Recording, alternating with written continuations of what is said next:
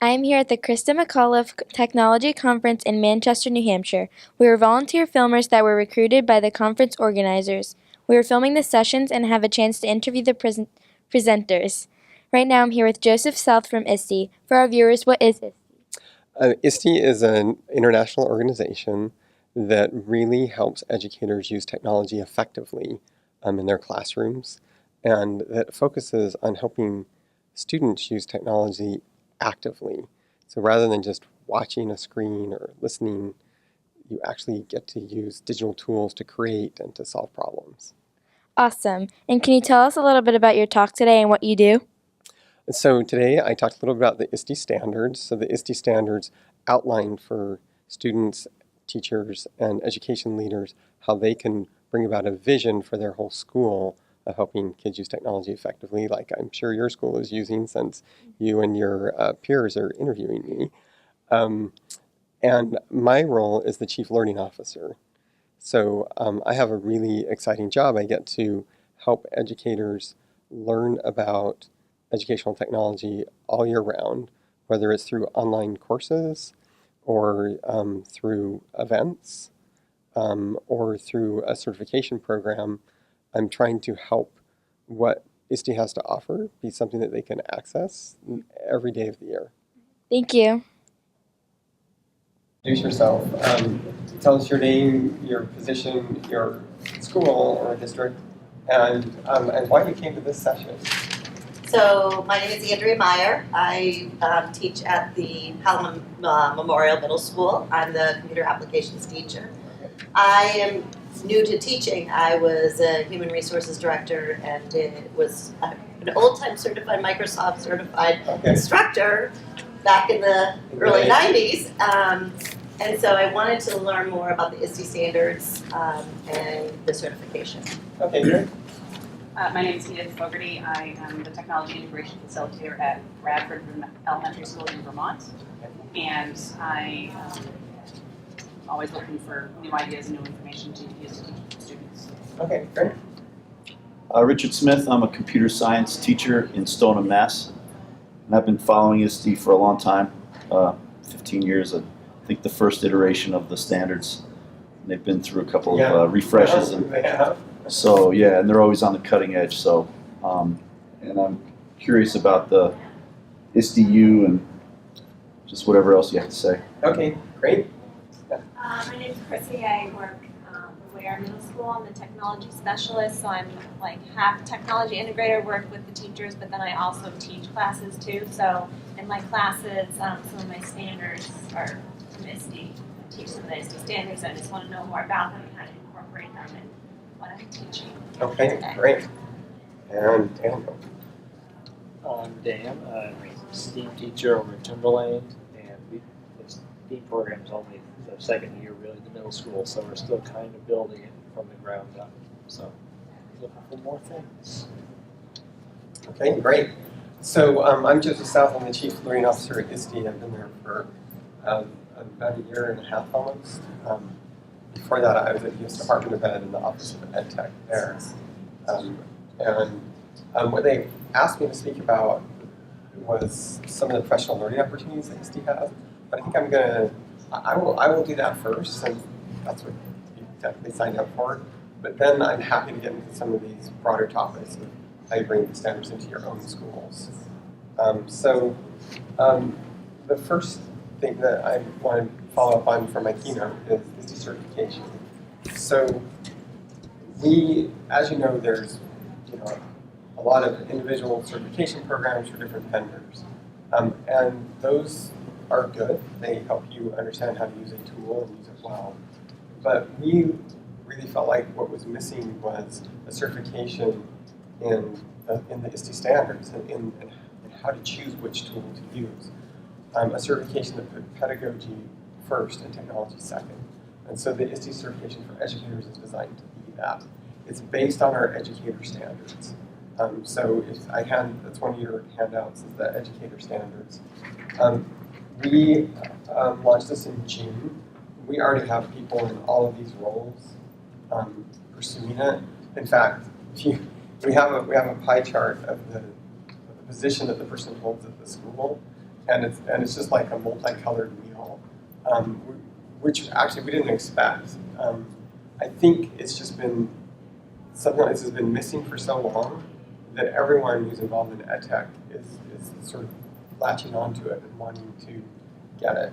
The way we see this playing out is a lot of schools they're kind of doing it in a couple ways. So a district may take all their edtech coaches and put them through as a cohort, or they may take a person from each school in their district, whoever's the person they sort of lean on for edtech expertise in those schools, and they put them through as a cohort. Sometimes, we do get like one-off folks as well, but I think that cohort model is really powerful, and the districts who've done it have been pretty excited about that. It's a cohort-based approach. Let's go to this slide. So the way it works is there's 2 days on site that's face-to-face, and then there's 5 weeks online, 5 online modules that you work through. All that is facilitated, so there's an online facilitator. And then you have 6 months to submit a competency-based portfolio of your work. And so you actually can't get the certification if you are teaching either adults or students, because we actually draw from artifacts of your teaching. Where is the on-site? The on-site is led by providers. So you can go, there's multiple locations. Yeah. So all of these folks are providing the on-site work. And I think the closest ones to you would probably be NHCMTC or collaborative.org. Eduscape also is sort of a national provider, and they tend to fill in the holes.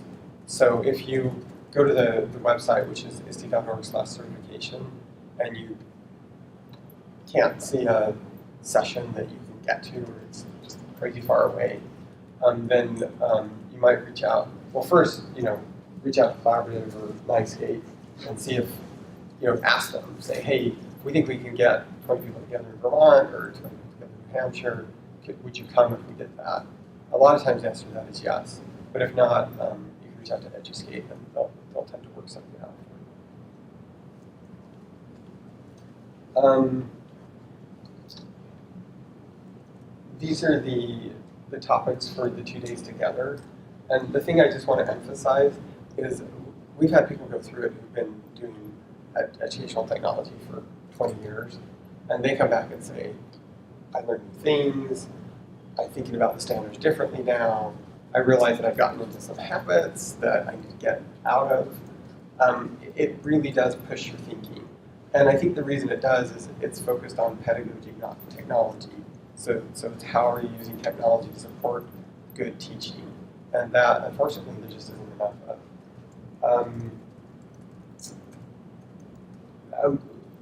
One great thing about the online modules is at the end there's a project showcase. So the people who are going through the process are developing lesson plans and projects that they can use in their classroom.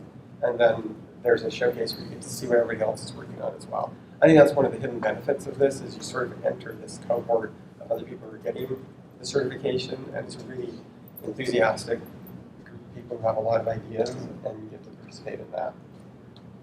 The certification is valid for 3 years. You get a certificate and a digital badge. We send a letter to your supervisor, whoever they may be, saying, hey, this person's got the certification. And then we do an in-person meetup at the ISTE conference.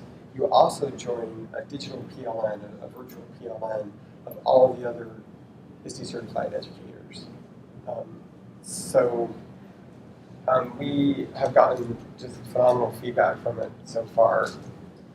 And then I gave you all a handout on it that has more information.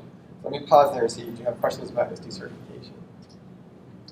So you have your certification, the clock's ticking, it's year 3, what happens then? So we are still working on that. Okay. But the plan is that your renewal will not be the same course you took.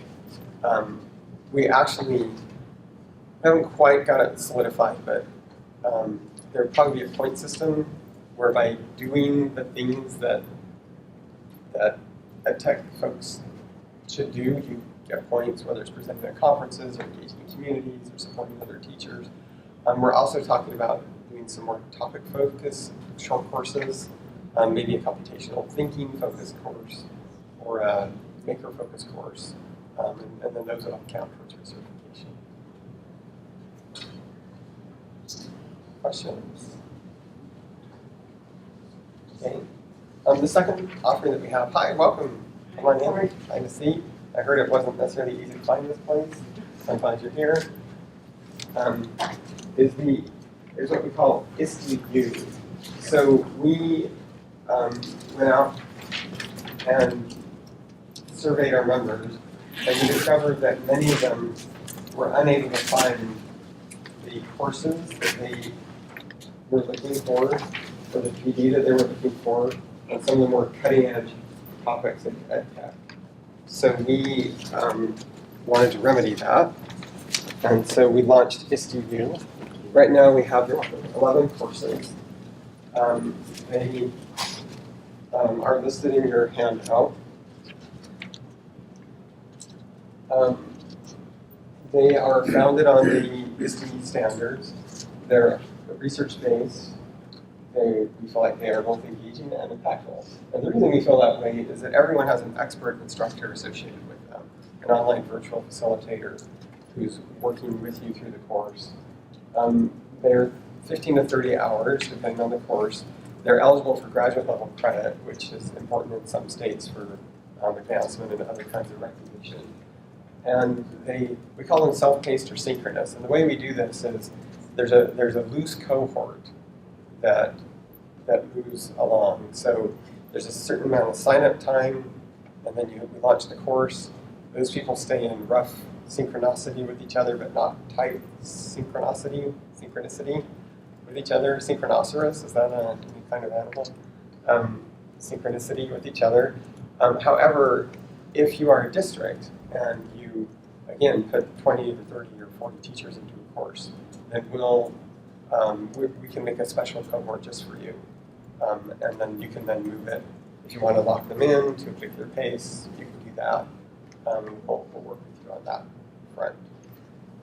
Just to give you an example, one of them is artificial intelligence. We're excited about this course because so much of the talk about artificial intelligence in education is about artificial intelligence is going to replace the teachers, and that is not what our course is about. Our course is about how can we prepare educators to help students do artificial intelligence, program artificial intelligence, understand the principles of artificial intelligence. And if you take the course, you'll not only learn about it yourself, but you'll help your students create a chatbot, which is a very simple way of actually programming artificial intelligence. And so just to give you an example, one of the activities here, you watch a video of Watson, the Jeopardy challenge. You remember Watson was the computer that beat the Jeopardy champ. And then down here, you have this exercise where you arrange these images in the sequence of how a human makes decisions. You think about that, and then we talked about how computers make decisions, how artificial intelligence makes decisions, which is quite different. We've gotten great reviews on this course. A lot of enrollment, I think we're like 500 people enrolled right now.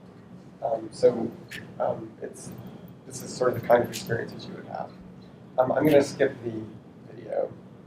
Another strong feature of our courses is we try to get really great facilitators. So for digital citizenship, we have Kristen Madsen. She's written books on this. She's kind of well known. For artificial intelligence, we have Deb Norton, who's also an expert in that area. So the upcoming sessions we have in January, we have a bunch kicking off. Our computational thinking course, which is our free one.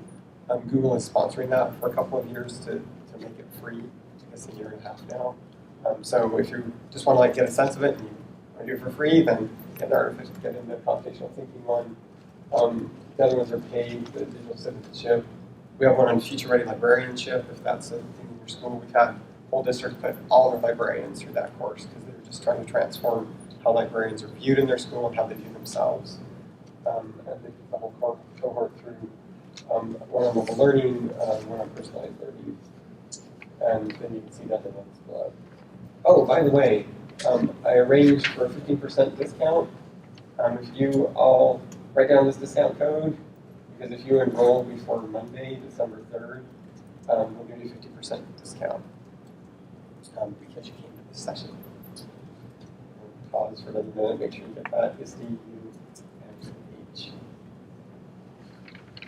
And then that's going to expire on December 3rd, so you have to make your decision fairly soon.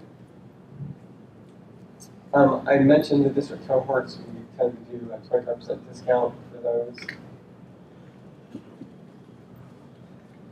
And these are the people who love the course stuff.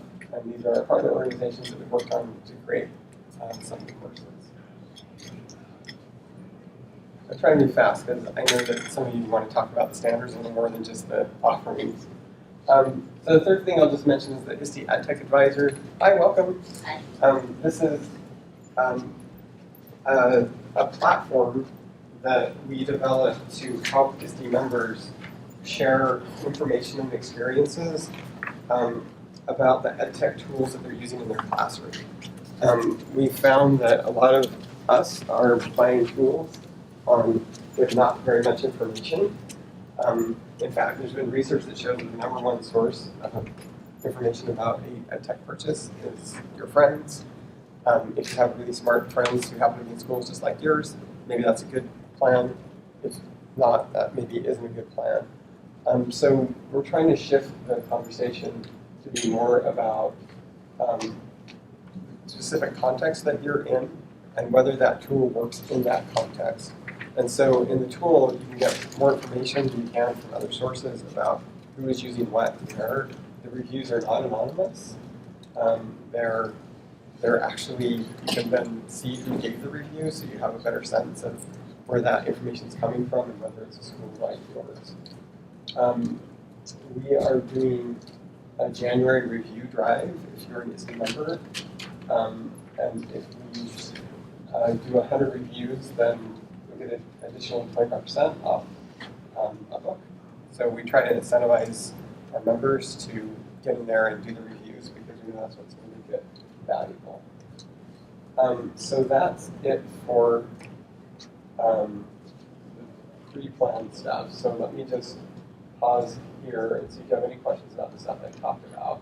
And then I'm happy to spend the rest of this time talking more about Iste Standards and how to integrate them into your school or into your classroom. So questions about those areas?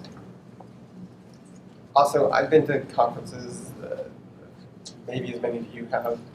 If you're like, that's what I needed and I'm going to run this other session, I will not be at all offended if you hop up and so questions about Iste's, yeah. I was looking at the digital citizenship one before because I've got some emails about it.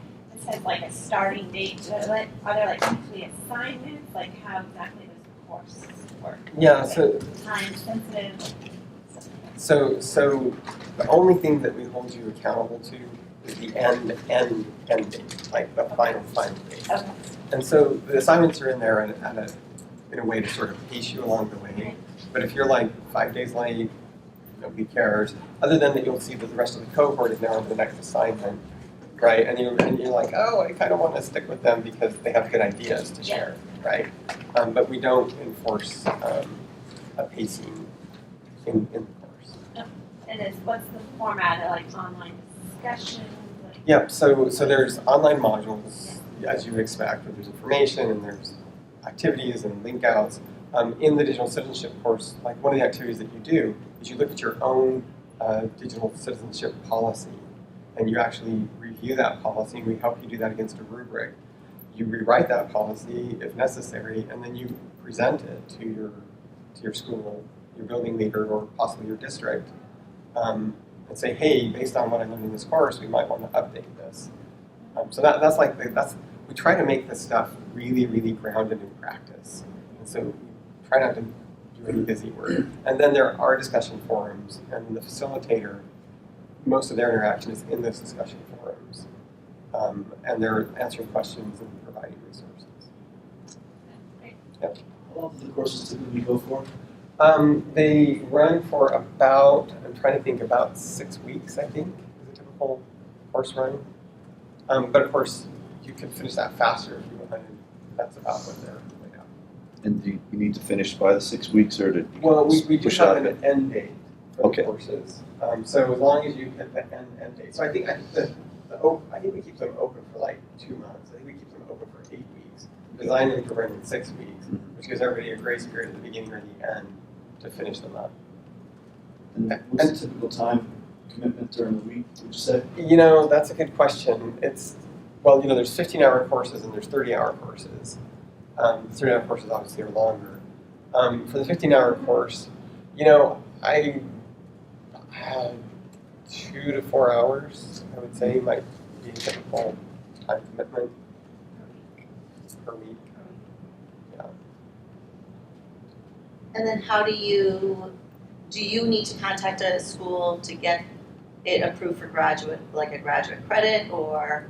Yeah, so the way that works is there's a separate fee for the graduate credit. Okay. And so it's kind of, this was all new to me when we set up Iste. It's kind of a crazy world. So you have the course. We have gone and gotten the syllabus and the instructors all approved by a university, Okay. a specific university, the Dominican University in California. And so it's all pre-approved, and then once you're done, we submit a certificate to the university. So then But it's only through that one university. only to that one Okay. university, right? And then you go to that university and say, hey, I did this, you pay them an additional fee, and then they issue the credit. And so depending on your state, your state has to, states have totally different requirements. Some of them will recognize that university in California, some will only recognize university in your state, so you need to check that out first, if that's important to you. We are bringing on 2 other universities to just have more than one and make it a little more easier. So Yes? the course is not for graduate credit, you still issue a certificate that they can take back and grade credit in the district. That's right, yeah, and a lot of times, as you know, if you go to the district ahead of time, say, I'm going to do this course, will you give me credit for it? It is eligible for graduate credit, then they'll say yes. And you don't actually have to get the graduate credit, because that's enough of a standard that they'll support it. So most schools will recognize it as some kind of college credit. I mean, It's college. you work for, I just got my master's, so I'm not sure if I really No, college credit. But my school, depends on what we get paid, if we Yep. get credit, so my school most likely recognize it, right, as a credit. And so I would hope that they would. Yeah, The okay. only way to know is to ask your school. Yeah, okay. But we did that specifically for That's- your scenario, Okay. right? So Yeah. so you can say to them, this is eligible for graduate level credit. Will you count it? And if they say yes, then you're good, and you don't have to pay that additional fee to even get their credit. Yeah. Okay. All right. Let's talk about the Iste Standards. So let me just first ask, are any of you using the Iste Standards in your PD right now? I'm using the standards. Using the standards for my entire curriculum, yes. Okay, so tell us a little bit about that. What does that look like? So when I joined the school, there was no written curriculum for the computer applications. Okay. So pretty much we're a G Suite school, so I really wanted to focus on all of the G Suite, so I wrote up curriculum, and each of my lesson plans have all of the learning objectives that are completely tied in with the Iste Standards. Iste Standards are identified. My assessments are based on my Iste Standards, and and then I have my detailed lesson plan. Okay, great. Have you done any PD or training with other educators on this yet? Not within this school district, in another school Okay, district. great. Do you mind if I ask you how did you configure that training? How did you set it up? We actually just kind of did it as a think tank, where we brought in, each of us brought in a lesson plan, and we, went through each of them and kind of took what we liked about one and built our own, and realized, oh, well, this person did, I like how this person wrote theirs out, and so we all kind of used our own lesson plans as a work in progress kind of situation, and sharing what worked, then actually going and modeling it and trying it and actually applying it as a group was really helpful. Okay, great. So that is a great strategy. So since I'm realizing we only have like 5 minutes, I'm going to like rapid fire a whole bunch of ideas, and hopefully like some of them will land. So that's one that works really well. Is basically you bring a lesson plan and you workshop it with other educators, and you have the standards in front of you, and you say, okay, how can we redesign this lesson to use technology in a way that aligns with the ISTE standards. Other ways that people do this. So there's so many ways to do it. So sometimes people choose a particular subject matter area, they'd say, okay, we're doing science, we're doing ELA, and then they'll do a crosswalk between their curriculum standards and the ISTE standards. That's a little more intense. But if you're like trying to transform the way social studies is being taught, for example, then that is a worthwhile investment. And then you just go down all the indicators and you match them up to your curriculum standards. You say, how can we do this against those standards? Some school districts have done that. Another thing that Los Angeles Unified School District does is they do one standard per year. So it can be overwhelming for educators to sort of get all this.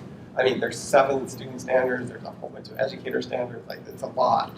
And so you can do it 2 ways. You can either say, hey, pick one of the standards. Which one of these is most interesting to you? Which one already aligns with something that you're doing? Okay, take that standard and now look at your teaching and can you redesign it for that standard? The way that LA Unified does it is they choose a standard for the whole district, and they say, this year we're going to focus on digital citizenship. Next year we're going to focus on mobile communicator. And then that becomes a theme for their PD. And the nice thing about that is, as people develop resources and materials and find things online and develop lesson plans, there's a whole lot of cross-sharing that happens. And it's because you have a critical mass, right? You have enough people and enough focus on this one area that they start to generate material that they can share across. So that can also be an effective way of doing this. Another way that people sort of get into the standards is they create their own look-fors and ask-abouts. So they take the standards and they say, if I were to walk into a classroom, what would the look-fors be for this standard? What would I be looking for in that classroom that shows that this standard is actually being implemented? And if it's not something that's visible, what would my ask-abouts be? What would I ask the teacher about that would then demonstrate that they're implementing the standard? That's actually pretty hard mental work to do that. But educators find it really instructive and really rewarding because that's kind of, for many people, that's the first time the standards sort of open up to them. And they go, oh, wow, yeah, I can't just look for whether, the SmartWorks being used interactively. That doesn't actually meet the standard, right? I have to see whether the students are using it as a tool, right? Rather than just the teacher using it as a tool. So that sort of opens up those kinds of ideas. So those are a few ideas. Did this spark any ideas that you have, or have you done it some other way? Yeah. Well, I'm thinking way back in like 1999, there used to be email blasts about different collaborative projects that you can hook up with people across the country, across the world. And I've looked at periodically over the years trying to find something like that, in terms of global engagement, collaboration, and I can't find anything. And the best project I produced out of my work was in 1998, and it was using email in a single lab with a 56K connection, so very low tech.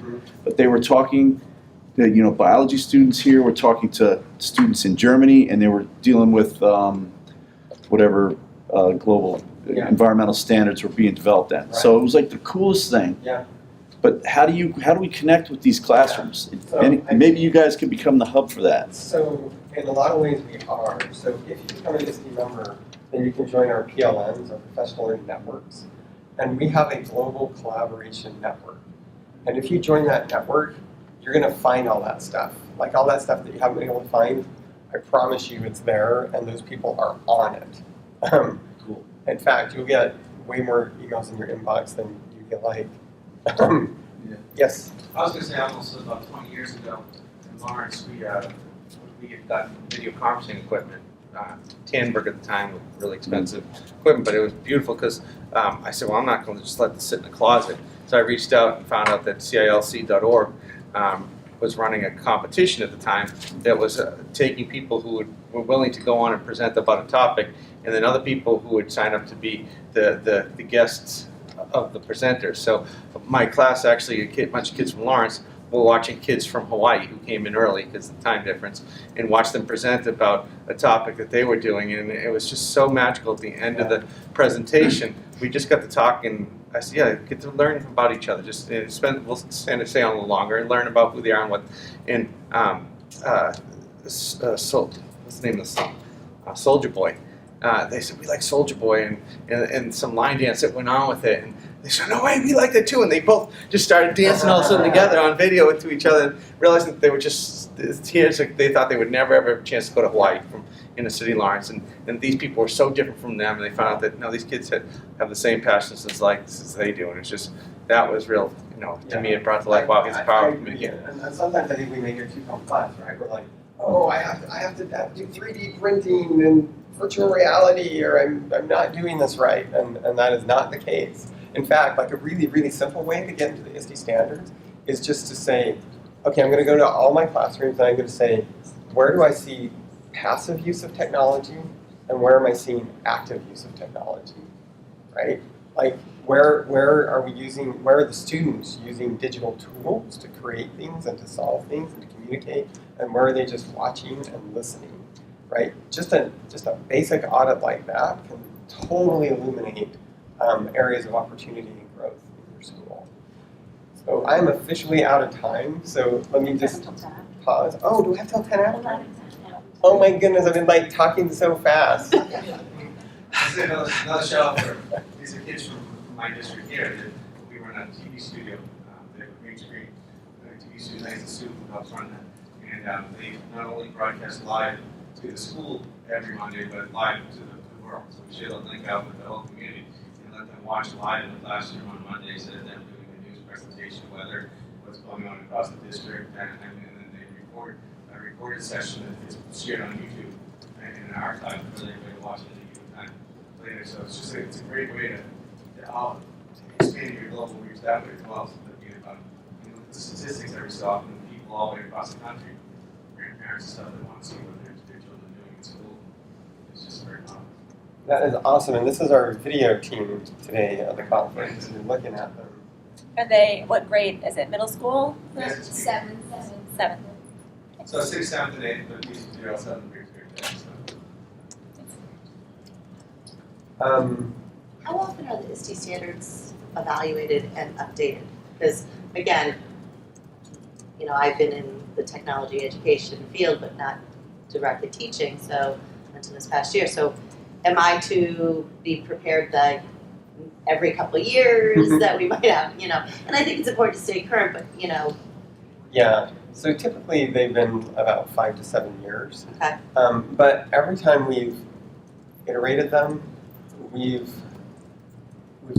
become more about the broad competencies, more about the identities that students need to take on or educators need to take on, which actually makes them more evergreen. So if you look at the current Iste Standards, look at the student standards, innovative designer, creative communicator, global collaborator, those are probably not going to change very quickly. Computational thinker, maybe that one will change a little bit over time, at least what we mean by computation, or maybe the word computation will start to feel like old and clunky in a few years. But the notion of data science, right? I mean, that is taking off. It's everywhere.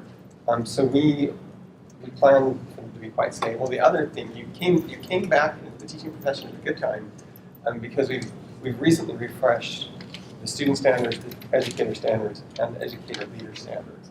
So they are now set for the foreseeable future. What are the dates on those? Oh man, so the student standards were 2016. Wait, no, I think just a couple of years ago. yeah, and then the educator standards were 2017. Oh, it says on here, 2016 for students. And then the leader standards are 2018. So they're, and by the way, I mentioned it in the keynote. I don't think everybody was there. We just released competencies for computational thinking. So that's brand new. We've never had this before. And then we are refreshing the CS standards. So we have, Iste has had, it's the only curriculum standards that we have. None of the Iste standards are curriculum standards except for our CS standards. And those, we went to refresh them, and as we went to refresh them, we realized that there was this new thing happening, computational thinking. And first we tried to integrate it into the CS standards, and we're like, this is not working. So we created those competencies separately, and then we're going to go back and refresh the CS standards. So CS, computer science standards. Computer science standards. Yeah, I'm working with CSTA and all the big organizations that care about it. It's a joint effort. And then we'll settle down. So other questions? And you can really ask me anything, questions you might see. Thank you. You might have about the standards, implementing them, understanding them, what you find confusing, what you find intimidating, what you wish was different about them. Disagree with any of the standards?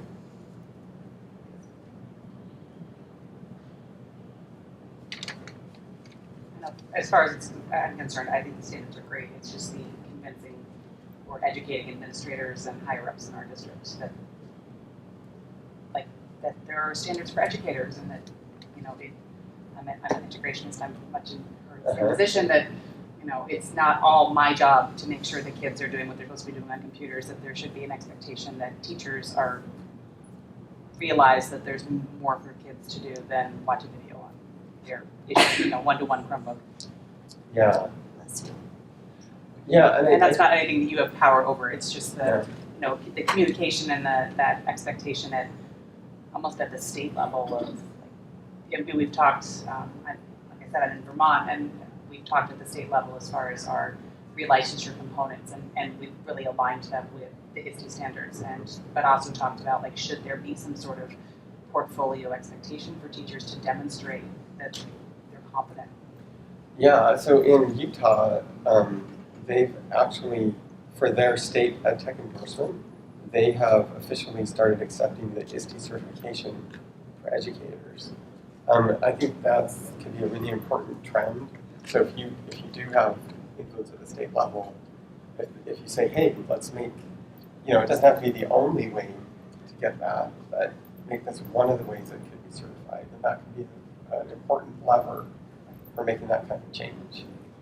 I think the other thing too is your education leaders may not know that there are Iste standards for education leaders. And so that would be an interesting conversation to have.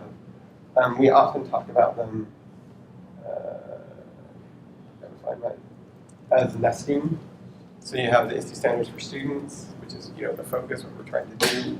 The Iste standards for educators to support the students, and then you have to have the standards for leaders to support them. There's a Paul Zeller wrote a blog post for us on the Iste website. And he talks about the tech trinity of expertise, and he's basically saying at the district level, there's people with technical knowledge, there's people with administrative knowledge, there's people with instructional knowledge, and they tend to live in their silos. And they really need to make a commitment to at least learn the language and the priority of the other two areas. And he said, okay, I'm going to start this off. I'm a tech guy, and I'm going to learn administrative ease, and I'm going to learn instructional ease. But I'm inviting you to do the same. And so again, I know you can't necessarily influence these things, but that's the kind of sort of baby steps that can lead to a more integrated vision.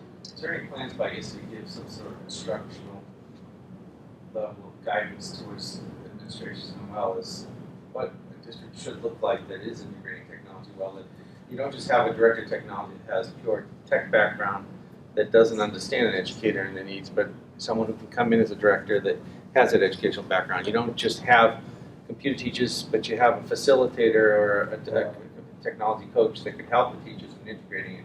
You know, some of those things that well needed in helping them decide that this is where we really need to now put our money.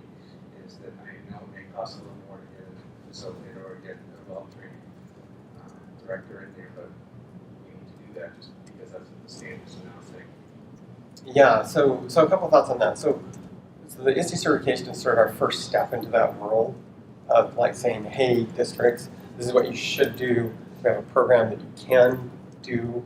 It's priced in the way that other things you buy are priced, and it will lead to these outcomes. We are thinking about, what are the next steps? Is there an ISTE certification for leaders? Is there, other certification for, librarians, right? Like trying to think that through. Right now, we have a leadership summit. It's the first time ISTE's done a leadership summit outside of the conference. Unfortunately, it's on the other side of the country. But this is one place where if you have a leader and you can get them to come to this, they will hear everything you just said and more. And then the other thing that we're doing is we're starting a district partner membership pilot. And this is where ISTE partners with an entire district. Every teacher in the district becomes an ISTE member. And then we have a whole set of resources that we can apply in that district and sort of help them think more holistically about their transformation. So again, you have to get the buy-in of your district leadership to do something like this, but we have that as an offering. So my short answer is we are starting down that path, and these are the two offerings we have right now. So the cost of travel and time is just insurmountable in some of the small districts. So is there a thought of doing some more of that virtually that allows them time to do it on off hours or not having to travel across the country to get to it? There is a thought, but we don't have anything like that yet. And if you just add up what they would spend traveling across the country, they can probably pay for most of the district membership with that. So this might be a better approach anyway. So we looked at just sending it. We a couple years ago sent 10 to 9 on the Disney affiliates, and maybe it's time to revisit that again and look at the cost of doing that. It's insurmountable when we get cuts to and stuff. It becomes really, really pricey. So I would encourage you to consider the district partnership and see if that is a better. If you feel like Information's out online. You know what? Because it's a pilot, it's a little harder to find. But if you email me, I can put you in contact. It's just jsouth@iste.org. I mean, you could also go to info@iste.org, and you get there eventually. You'll just get there faster if you email me.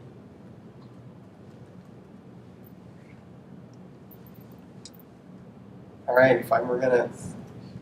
Comments, questions, thoughts?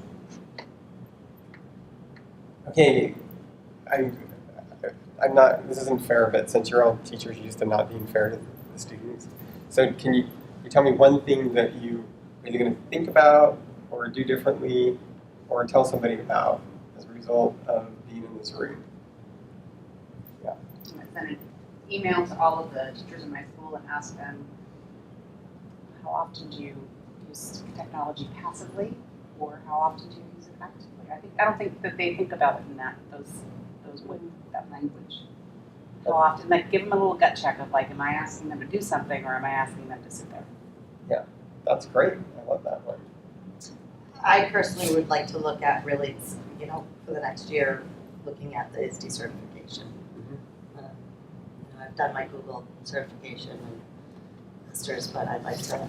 I think if I continue in the role I'm continuing, I think it's just a great resource. Great. If you do that, will you let me know? I will. That'd be great. I have your email. Awesome. So I didn't even know that ISTE had computer science standards, so I just went to the regular standards. So I just was looking at those. See if I can link some of my projects that I'm already doing Yeah. Those standards. And know that we're releasing a refresh this coming summer to those standards, to the CS standards. Right. But it just looks like they're draft right now. Oh, yeah, if you're looking at the draft ones, then you're in good shape. Okay. Yeah. But it looks like, if I'm reading it right, draft standards, are they oriented around the person who's delivering rather than the students? Is it for the? That's a good question. What I'm looking at is, just says draft 1 Iste Standard for Computer Science. Standards around the learner. Yeah, I think they're around the learner. Yeah, so learner and facilitator. Okay. Yeah, if you're looking at the draft standards, then you're in good shape. Okay. So we're scheduled to meet soon. We get back for 3 days to talk to them about looking at curriculum, making sure that everything we're doing, we're prepared for guys that technology is aligned across all the grades, K-8, the teacher, other teachers in the district will come together. We'll look at our standards and make sure that we're scaffolding things. So like I had a STEM, so a STEM teacher, they asked for robotics and she wanted like Minecraft. So we're already using that over in another school. We're going to make sure that if you're using it, it's continuation, not duplication. Right. Every time. So we're going to take a look at the standards and say, what is it in the standards that says it should be covering? Are we already covering that? Or do you need to transform what tool you're using to make sure you cover that standard? So we'll set the standards that way. I know that a lot of what they're currently doing hasn't looked at that. It's just something to make sure that we have that scaffolding going on and not overlap. Okay. Yeah, that's great.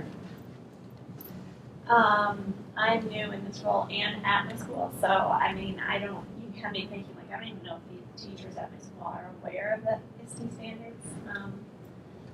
So I teach some classes, but only 7th and 8th, and I would like teachers to use more technology, integrate and be familiar with these standards and start thinking about them. So I plan to talk to our administration and just ask them if they even are aware of this and if they were doing any of this before I came, and then like get a plan together to get teachers to start thinking about this. That's I great. only reach so many students and Right. teaching technology, but ideally, yes, like all the teachers should be aware of these standards. That's great. And you can take as many of those as you would like back to your school. Some of the classes are particularly interesting. I saw the artificial intelligence one. Because I got the TJ Got kit Google makes, but I haven't used it yet. So Oh, okay. I played with it a little bit and started getting it set up.